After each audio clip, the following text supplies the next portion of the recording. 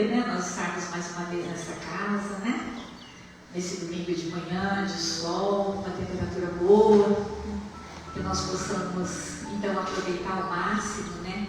Os ensinamentos dessa manhã, rogando sempre a Jesus, que nos envolva, nos abençoe, nos dando sempre o equilíbrio e a serenidade, para que a gente possa vencer os percalços, né? E as dificuldades do caminho.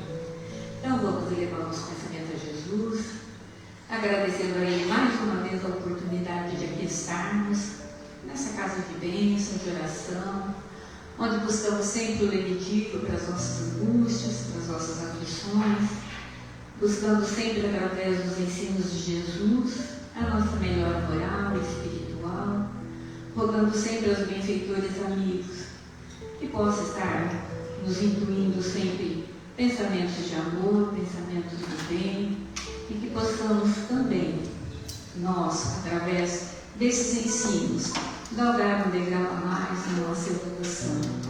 Envolva-nos, Senhor Jesus, no seu manto de amor e de misericórdia, proporcionando-nos sempre, Senhor, a paz e a tranquilidade.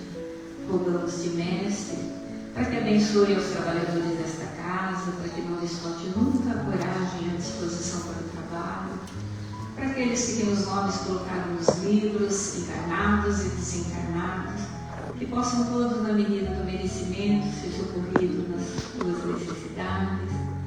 Rogamos também aos espíritos amigos que possam envolver, amparar todos aqueles que se encontram com necessidades, dificuldades, aqueles que se encontram em leitos de hospitais, e sejam todos fortalecidos no amor de Jesus.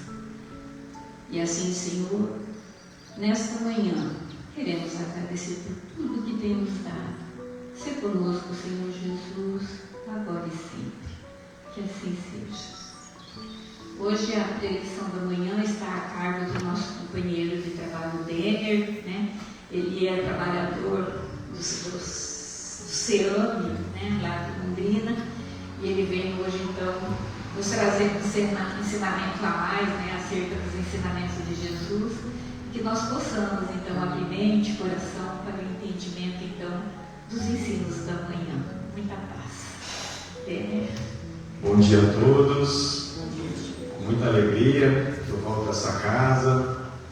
Aqui eu me sinto verdadeiramente em casa, né? Estou na minha cidade, aí eu tenho a surpresa de encontrar alguns amigos aí do dia a dia. Muito obrigado, né, pela presença de todos e os irmãos que sempre estão nessa casa aqui.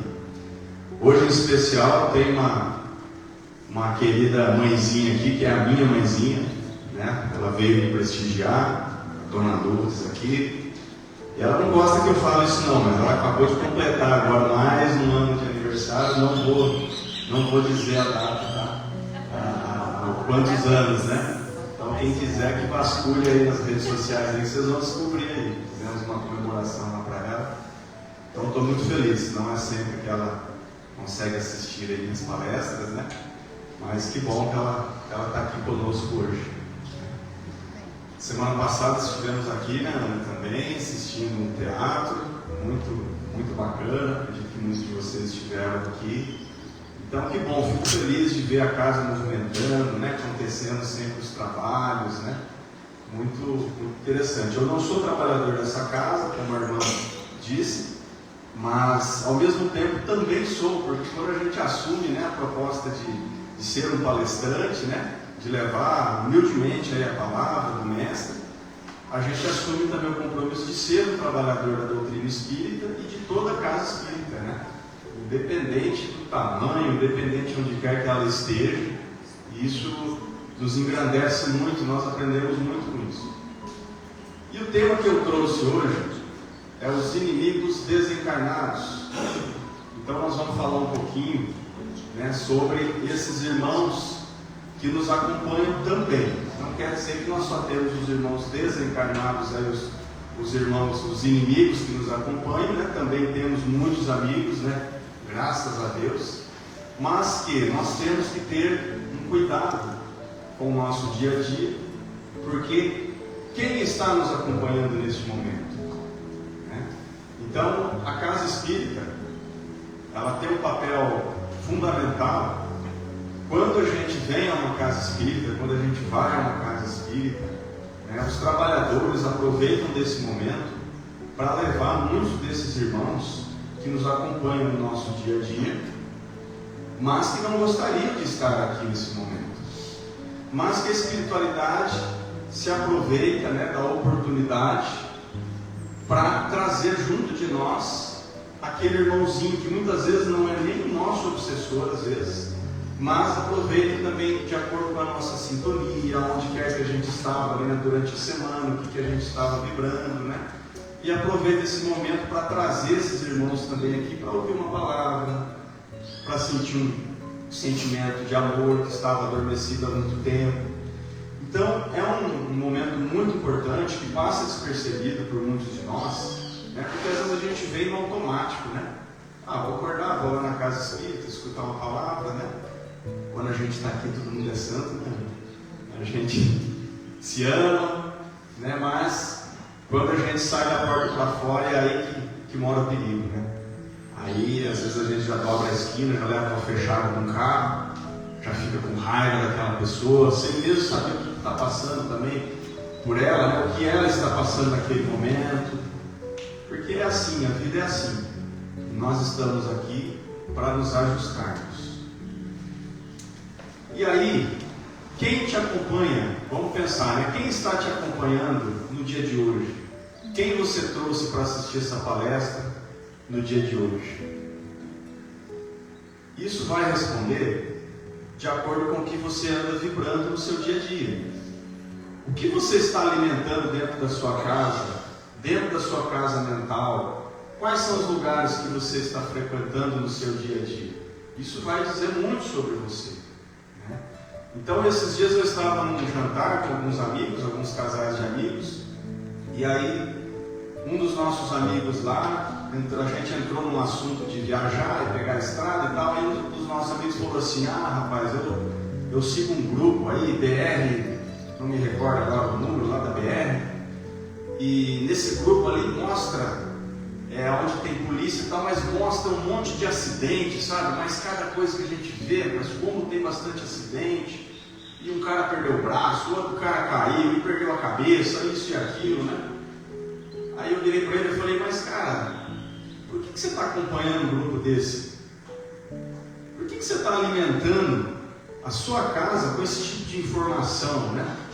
Ele falou: é porque eu comecei a seguir um dia, depois não parei mais, a gente fica curioso, todo dia vai, e olha de manhã, e olha de tarde, e a gente fica vendo, porque eu falei: isso vai te levar aonde? A esposa grávida, o primeiro filho, e a pessoa se alimentando com essas informações, com essas imagens, né? Isso também ocorre aonde, né, a gente frequenta, quais são os lugares, as festas, né, os bares, o tipo de conversa que você tem.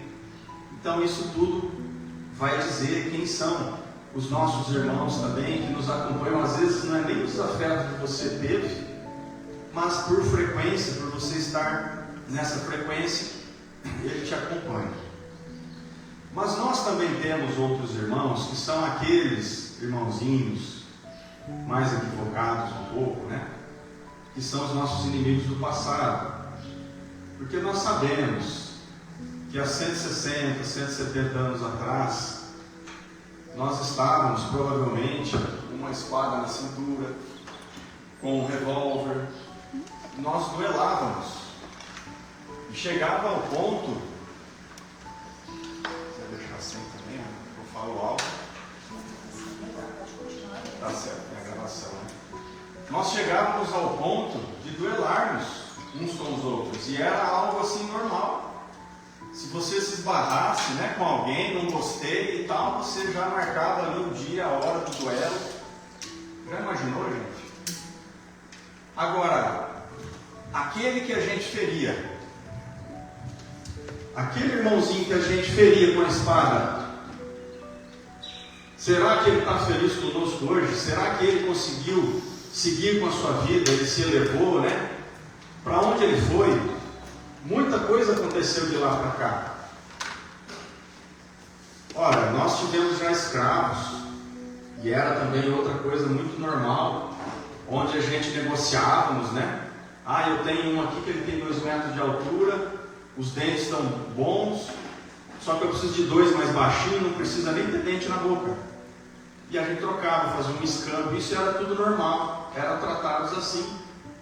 Será que esses irmãos que a gente chicoteava, será que eles nos perdoaram?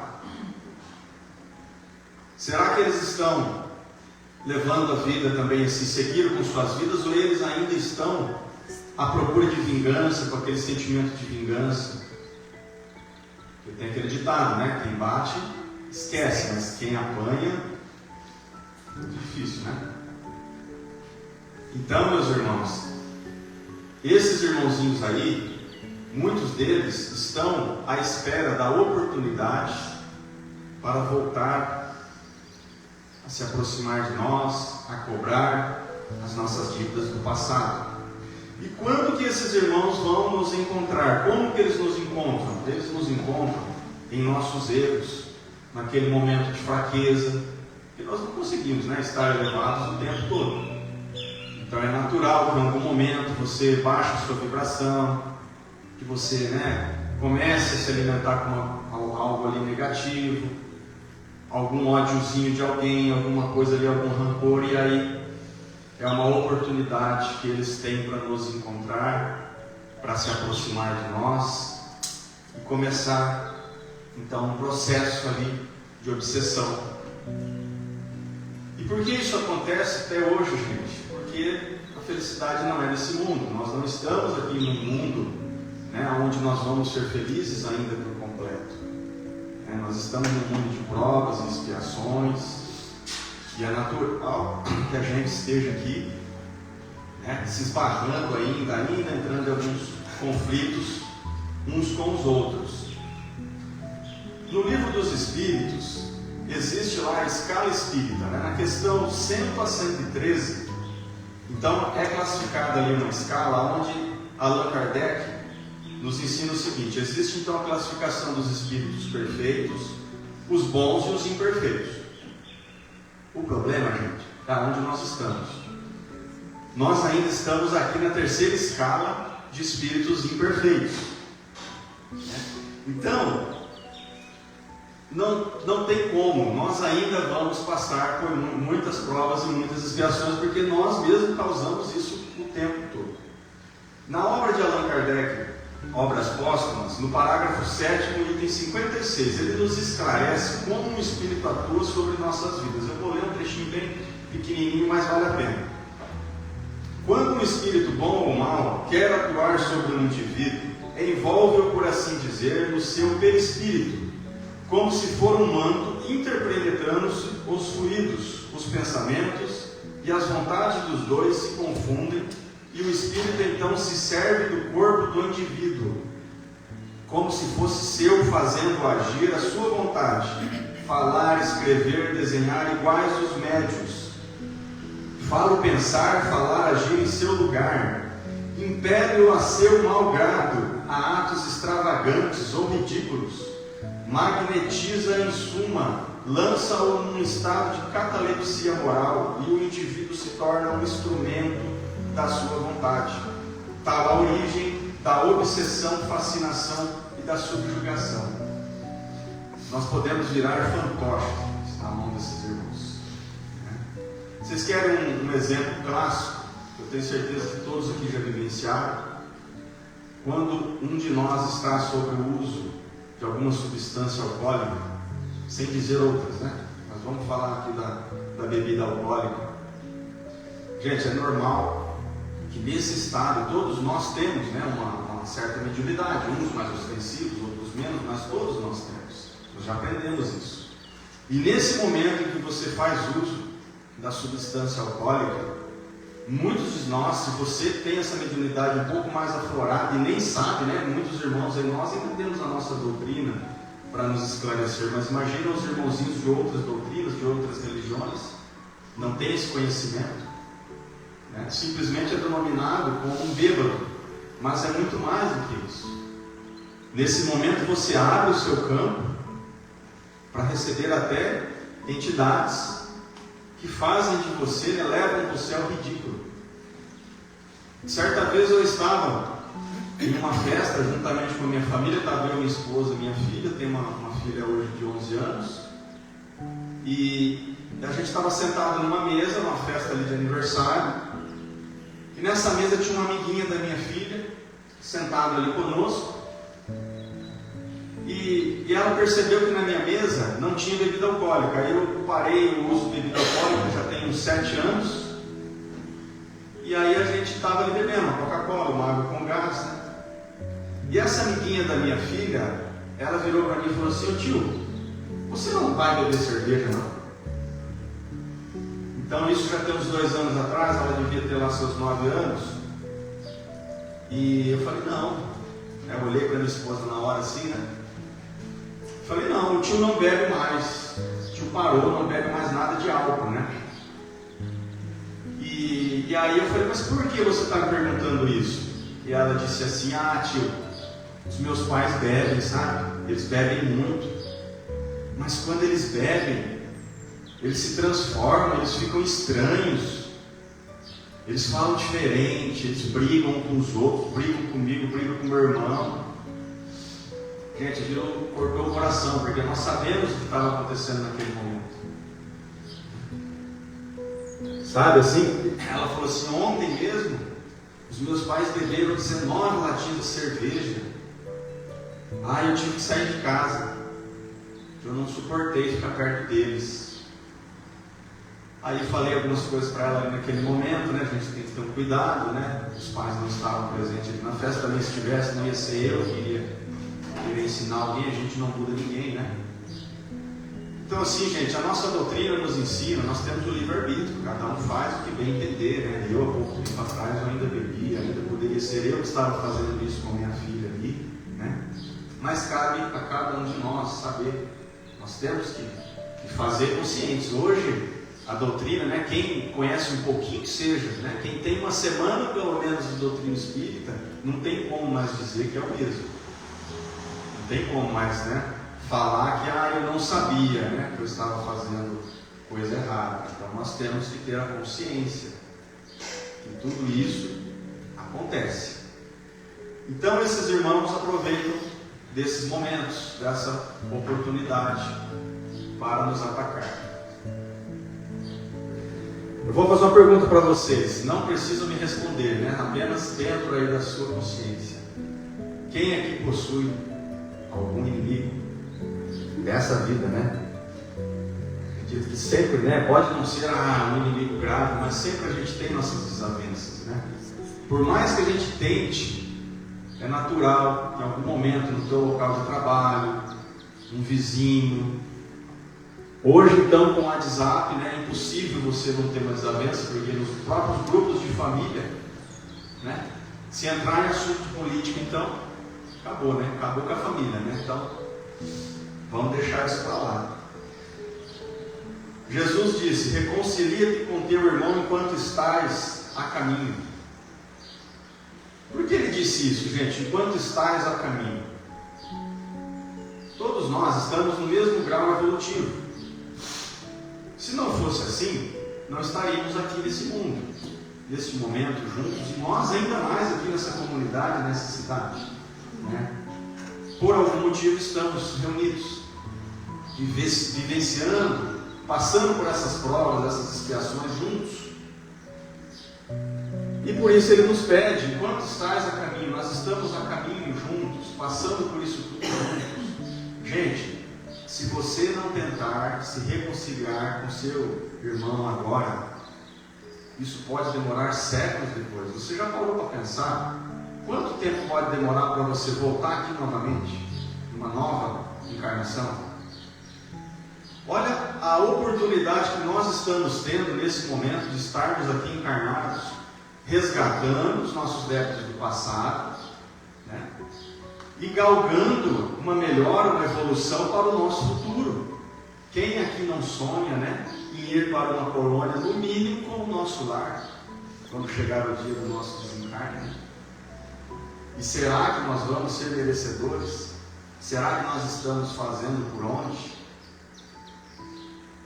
Agora, esses irmãos também são filhos de Deus. Ou será que o nosso pai ama mais você do que esse irmãozinho, mesmo que você esteja certo, né, que é algo que ele te prometeu? Será que o nosso pai ama mais você do que ele? Existe a diferença de lei, né, de causa e efeito. É lógico que se ele cometeu algo ruim contra você, ele vai, né, pagar por isso. Mas não somos nós quem temos que julgar. No Evangelho, capítulo 12, Jesus disse: amai os vossos inimigos, fazei o bem àqueles que vos odeiam e orai por aqueles que vos perseguem e vos caluniam. É muito difícil, né? Mas o mestre aqui, ele não está dizendo para nós que eu tenho que amar, então, né, aquele meu inimigo ali, da mesma maneira que eu amo a minha mãe, que eu amo meu irmão, né, um amigo querido, que muitas das vezes é mais irmão do que o próprio sangue, né?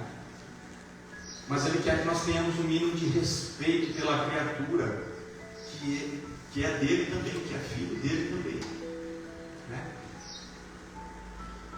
E como naquela passagem, né, que Jesus também disse, todos aqueles ali que estavam prontos para atacar, na passagem da mulher adúltera, né?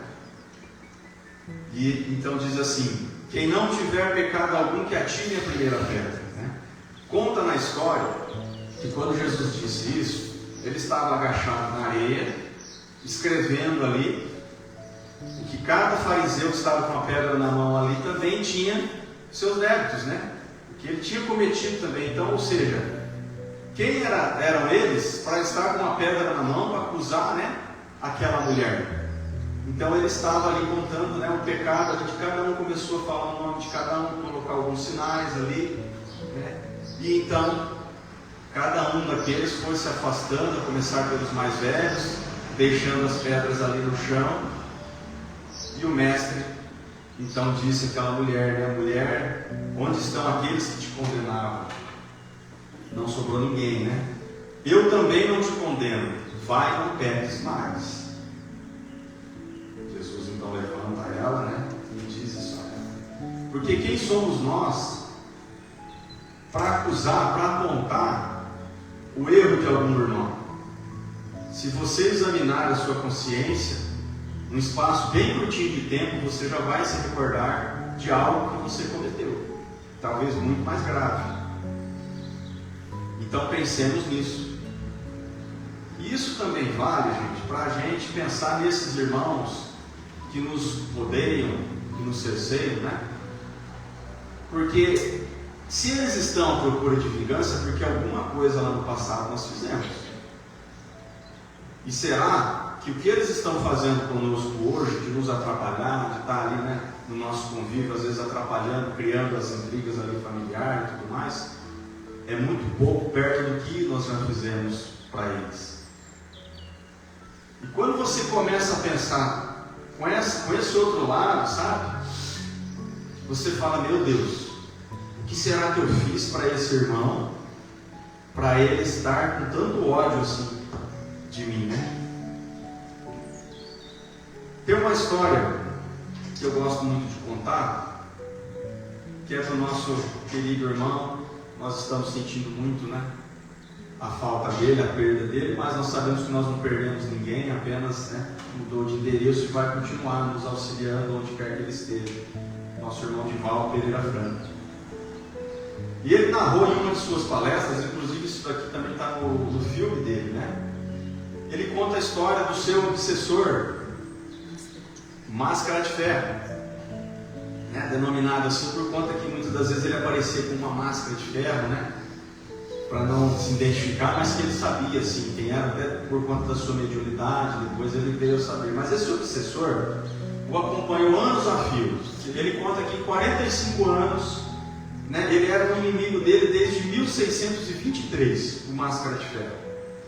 E ele tentou de toda a prece, de toda a doutrinação, de todo o conhecimento que ele tinha, pedia para os seus mentores, né, Joana de Ângelo e tudo mais, que ajudasse aquele irmão sofredor. Porque aquele irmão estava preso por conta do ódio ainda de Divaldo, o perseguindo, prejudicando, mesmo depois de tanto tempo. E olha só, né, para o nosso espanto, né, mesmo diante de todo o trabalho caritativo de Divaldo, né? Ele não enxergava que Divaldo hoje era uma nova pessoa.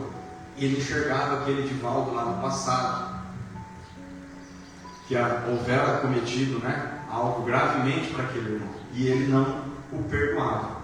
Até que certa vez, Divaldo estava na mansão do caminho, e um dos colaboradores da casa lá chega até a sala de Divaldo, morrendo, né, e diz a ele: Divaldo, corra, deixaram uma criança na lata de lixo lá embaixo da instituição. Divaldo então desce, vai até a porta, já estava, né, com a criança no colo. Divaldo pega então aquela criança no colo dele. Quando Divaldo estava voltando, tem uma escadaria assim, ele começa a subir a escadaria da mansão do caminho com a criança no colo. Ele avista adiante assim o seu obsessor, Máscara de Ferro. Ele se materializa, aparece para ele, e ele então tem, né, uma surpresa. Já fazia algum tempo que não aparecia para ele. E aí o obsessor pergunta para ele: Divaldo, você ama essa criança feia e suja desse jeito? Divaldo responde: ainda não a amo, mas pretendo amá-la. E o Máscara então diz, né: então a partir de agora eu vou deixar você em paz, pois essa criança é a minha mãe. Então percebam como a providência divina é maravilhosa. Provavelmente eles tiveram, né, alguma trama aonde a mãezinha desse obsessor foi preciso voltar encarnada naquelas condições, bateu a porta de Divaldo numa instituição, num orfanato, para Divaldo acolher em seus braços, e assim ele o fez. Ele criou essa mãezinha do obsessor. E a partir daquele momento, com esse ato que a providência divina preparou para esse reajuste dessa situação, e por muito mérito, né, de Divaldo que teve, aconteceu ali então o resgate.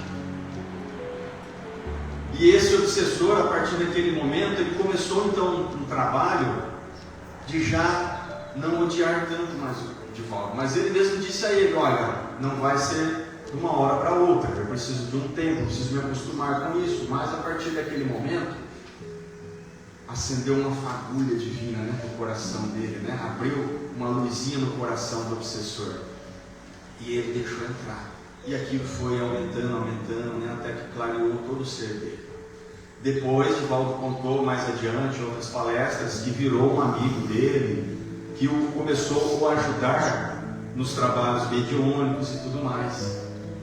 Então percebam a beleza do trabalho, do movimento da espírita, né, da espiritualidade, desculpa, movimento espírita não, né, de toda a espiritualidade, para que isso tudo ocorresse com o nosso irmão Divaldo. Por isso, meus irmãos, que nós temos que olhar para esses nossos irmãozinhos com muito amor, com muito cuidado. Nos trabalhos mediúnicos é muito natural, né, quem que é trabalhador mediúnico sabe, nós recebemos muitos desses irmãos que chegam, né, contando ali com muita raiva, muito ódio, né? E aí o esclarecedor, conversando com ele através do médium, né, fala: mas por que tanto ódio, meu irmão? Por quê? Ele responde: você não sabe o que ele fez para minha família, você não sabe o que ele me fez. E quando ele começa a contar, você como esclarecedor, você tem que tomar um cuidado, porque se você tomar um partido, gente, olha, você fica com raiva da pessoa ali, dali você fala: não, o obsessor está certo, porque ele conta, sabe? Teve um caso recente no trabalho, eu sou trabalhador também mediúnico, teve um caso lá que o obsessor disse assim: olha, então eu vou lhe dizer. Eu falei: não, meu irmão, você não precisa dizer os detalhes, mas eu estou preocupado é com você. Ele falou: não, mas eu quero me contar. Ele falou assim: esse rapaz aí, lá não sei quando, né, em determinado momento, ele ateu fogo na minha casa com toda a minha família dentro. E eu pro lado de fora olhando, sem poder fazer nada. Eu estava amarrado. E depois ele foi lá e ateu fogo em mim também. Falei, agora você vem aqui defender ele? E aí? O que você vai dizer para esse irmão? Dá vontade de falar para ele, não, você está certo, eu vou te ajudar aqui. E aí, né? Aí é onde entra, né? O amor, né? Porque só através do amor. Porque como é que você vai falar para esse irmãozinho, né? Que tudo mudou, que é passado, e vai, a gente vai, né? Conversa daqui, conversa de lá, né? E fala, você tem que seguir, você não vai conseguir resolver nada, agora é uma outra pessoa, né? Já estamos numa outra encarnação e tudo mais, até que a espiritualidade vem e acolhe esse irmão e leva. Né? Leva e dá continuidade no atendimento, porque nós não somos capazes de. Não quer dizer que em uma conversa ali nós vamos mudar o ódio que esse irmão tem pelo outro, diante de tudo que aconteceu. Isso é muito difícil. Muito difícil. Mas que nós precisamos, pelo menos, acender uma fagulha de luz. Né, para aquele irmãozinho se apegar naquilo, porque realmente é muito doido. Na apostila do ESD, no estudo sistematizado da doutrina espírita, ele nos esclarece aqui o estudo, gente, e denomina ali o obsessor e o obsidiado. Também é bem curtinho, eu vou ler aqui um trechinho. O obsessor é uma pessoa como nós, não é um ser diferente que só vive de crueldades, nem um condenado sem remissão pela justiça divina. Não é um ser estranho a nós, pelo contrário, é alguém que provou de nossa convivência, de nossa intimidade, por muitas vezes, com estreitos laços afetivos. É alguém, talvez, a quem amamos outrora. O obsessor é o irmão a quem os sofrimentos e desenganos desequilibraram, certamente com a nossa participação.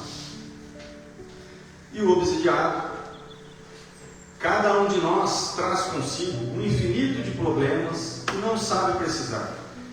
O obsidiado é o algoz de ontem e que agora se apresenta como vítima, ou então é o comparsa de crimes que o cúmplice das sombras não quer perder, tudo fazendo por cerceá-lo em sua trajetória.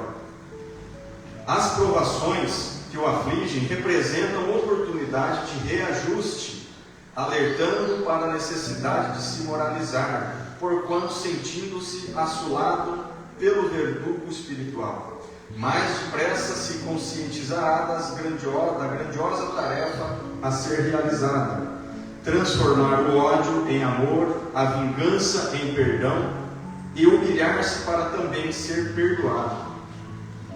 Então, muito bem classificado aqui, né?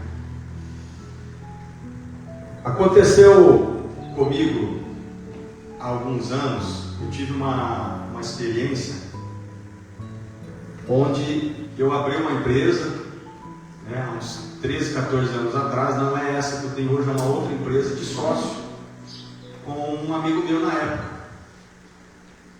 E a gente era amigos assim, ficamos amigos por conta do trabalho, na época eu exercia. Mas a gente era amigo de estar bem próximo, ele em casa, às vezes almoçava em casa e tudo mais. E aí certa vez apareceu uma oportunidade, que hoje, né, eu já sei que isso tudo nada é por acaso, né? Mas na época eu não tinha todo o conhecimento que eu tenho hoje, eu tinha um estudo, né, um pouquinho do estudo, um pouquinho mais que eu tenho hoje.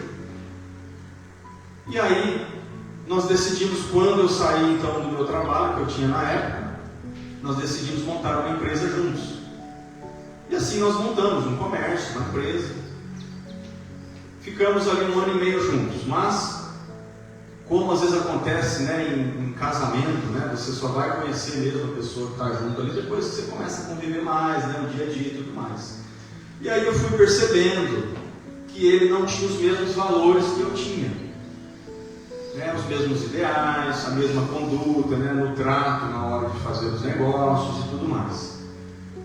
E foram acontecendo algumas coisas e chegou num ponto que eu precisei chegar nele e dizer: olha, não dá mais para a gente continuar com a nossa sociedade. Então eu quero a separação da nossa sociedade. E aí eu ofereci a ele e falei: olha, como eu que ficava mais no negócio, ele era aquele sócio mais com dinheiro do que trabalhando, eu falei: olha, pretendo ficar com o negócio, eu compro a sua parte, a gente acerta aí um valor justo e vamos negociar, né? E aí ele me disse, não, eu não quero vender. Na época o negócio estava indo bem, né? Então ele não queria vender a parte dele. Eu falei, não, então nós vamos fazer o seguinte, então você compra a minha parte, porque não dá mais para continuar. E ele me disse, não, eu também não vou comprar a sua parte.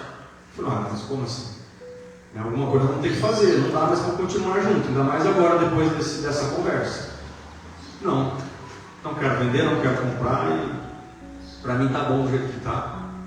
Eu falei, mas para mim não tá. E aí, né, conversa vai, conversa vem, a coisa foi indo, foi fluindo, e nós começamos a brigar.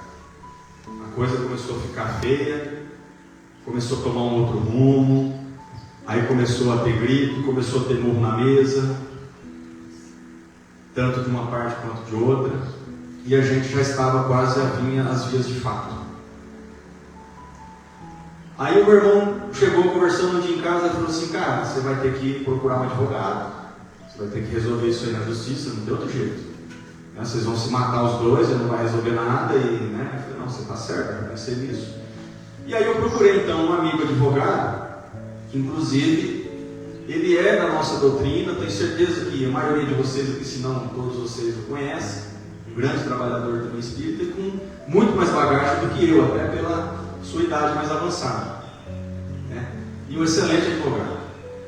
E aí combinei com ele então, dia e horário, fui até o escritório dele, entrei até o escritório dele, nos cumprimentamos, começamos ali no início de uma conversa, e eu fui percebendo, ele foi ficando assim um pouco inquieto, se mexia muito na cadeira.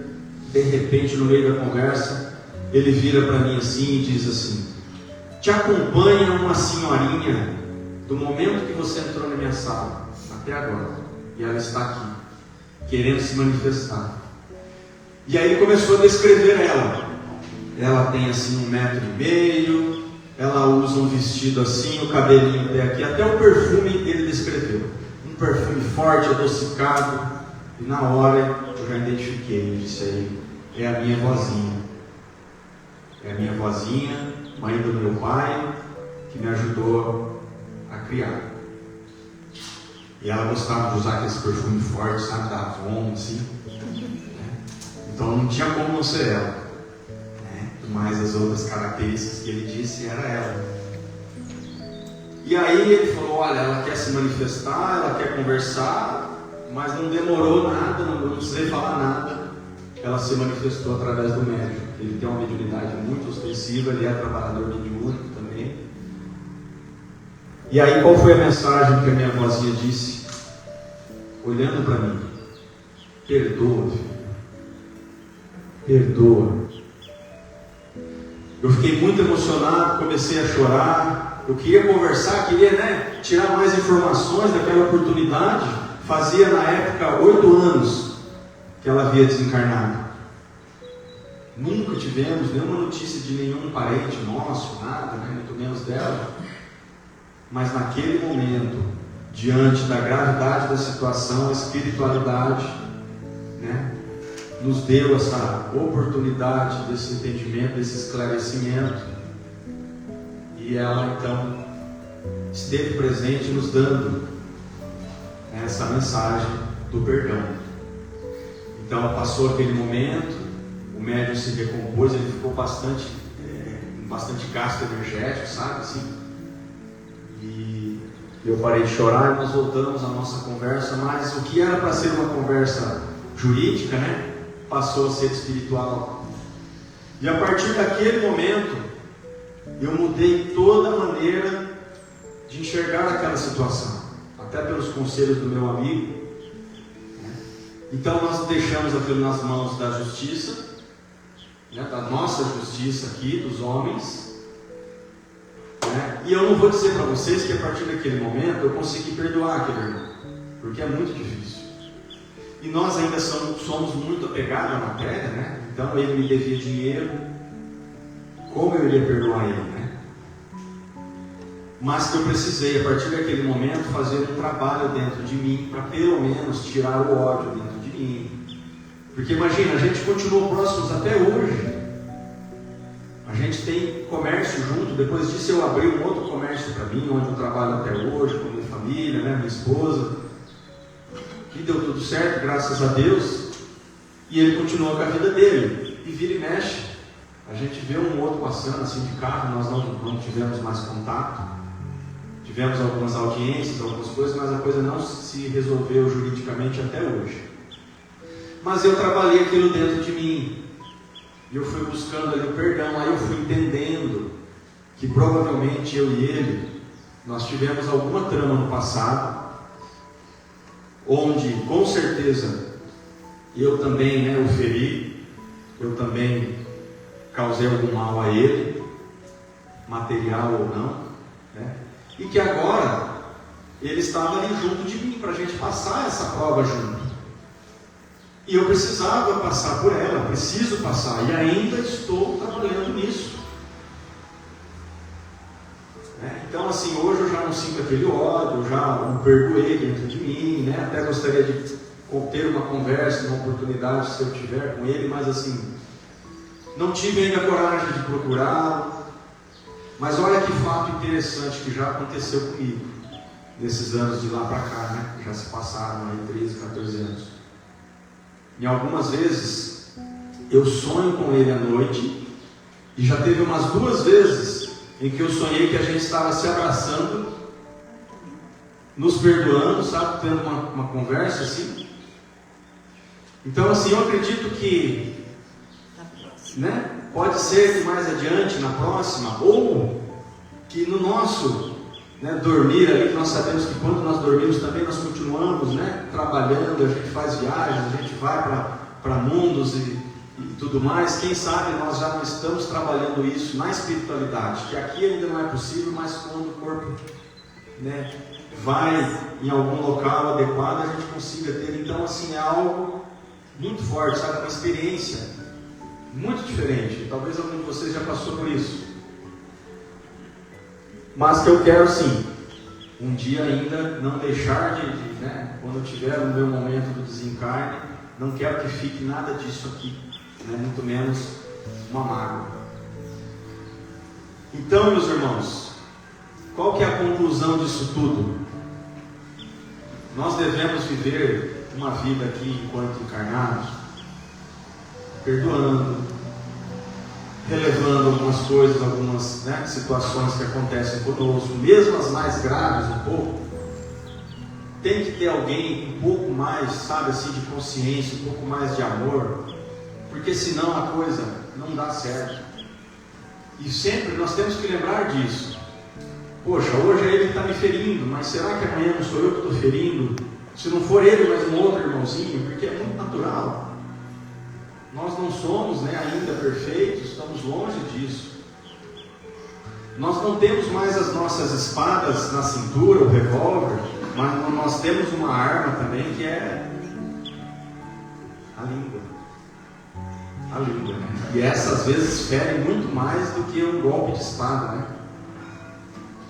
E dependendo do que você faz com ela, é irreversível, né? A palavra, depois que você lança ela, é difícil. Então nós temos que ter esse cuidado. Como Jesus disse a Pedro, né? Devemos perdoar não apenas 7 vezes, mas 70 vezes 7.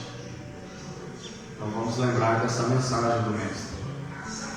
E qual a melhor maneira, gente, para manter afastado esses irmãozinhos que ainda têm ódio por nós, que ainda querem o nosso mal?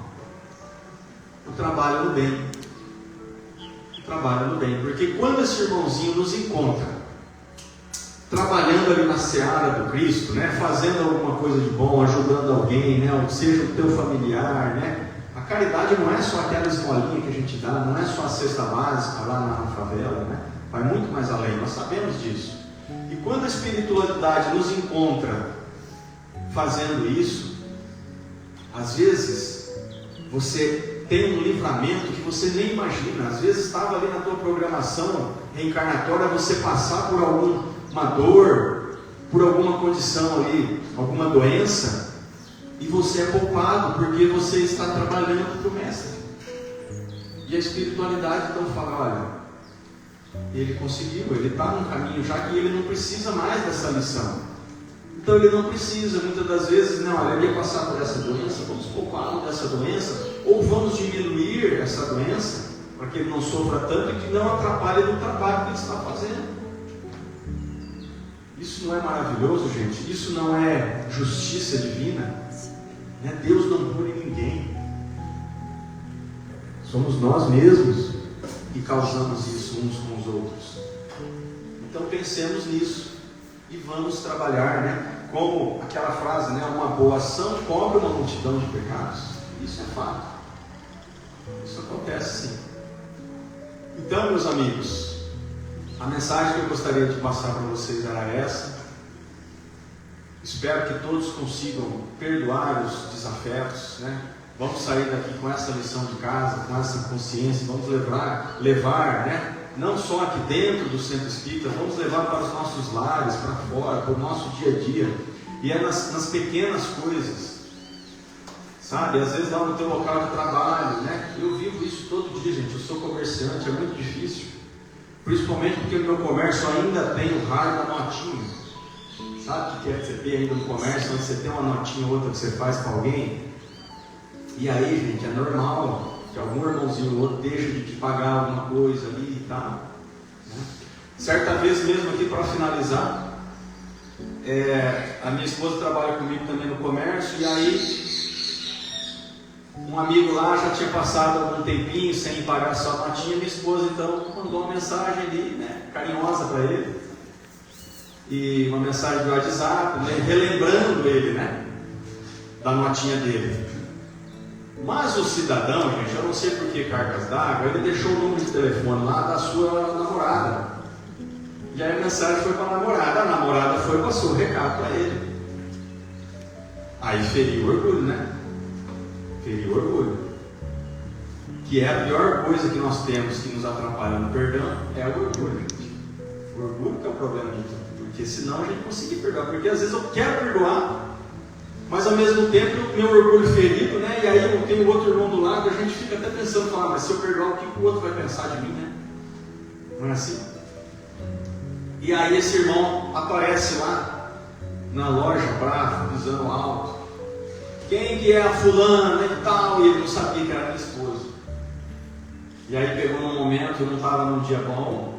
A gente sempre tem essa desculpa, eu não estava no meu melhor dia, E aí eu não estava no meu melhor dia. Esse cara já entra gritando, isso e aquilo, porque me liga cobrando, nunca fiquei devendo nada para vocês. Eu falei, pois é, só faz 3 meses que está notinha aqui, E aí, gente, aquilo ali já veio todo aquele homem velho dentro de mim do passado, Sangue de espanhol. Eu falei mais alto do que ele, fiquei mais bravo do que ele, e botei ele para correr. Eu estava na minha casa, estava no meu local de trabalho, peguei toda a cartilha da doutrina espírita, coloquei embaixo do braço, para não ver, E aí, o que aconteceu depois? O cidadão foi embora.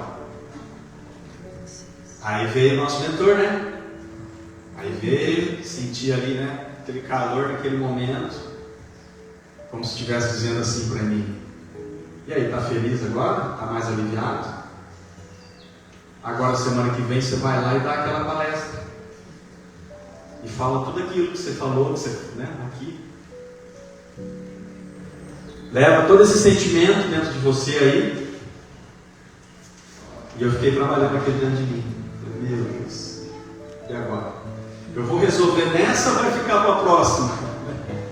Comecei o processo dentro de mim. Comecei o processo dentro de mim trabalhando aquilo até o dia que eu encontrei ele na rua, tentei falar com ele, mas não teve jeito. Ele não quis o perdão ali naquele momento, mas eu já me senti mais aliviado, porque eu acabei pedindo perdão para ele e falei, olha, está tudo certo. Mas, gente, a mensagem era essa. Gostaria de agradecer a oportunidade, Ana, cada trabalhador da casa e a cada um de vocês aqui. Um beijo no coração de todos, que o Mestre Jesus abençoe cada um de vocês. Que assim seja. Obrigada. Bom dia a todos.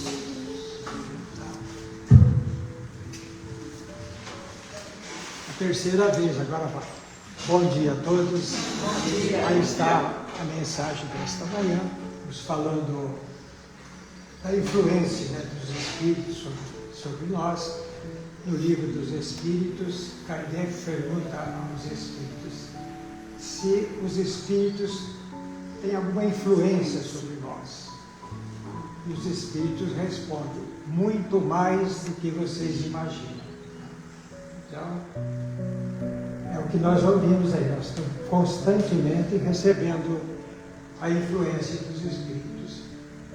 E como nós somos Espíritos também, nós exercemos uma influência sobre aqueles que estão desencarnados também. Né? Diz que ultimamente,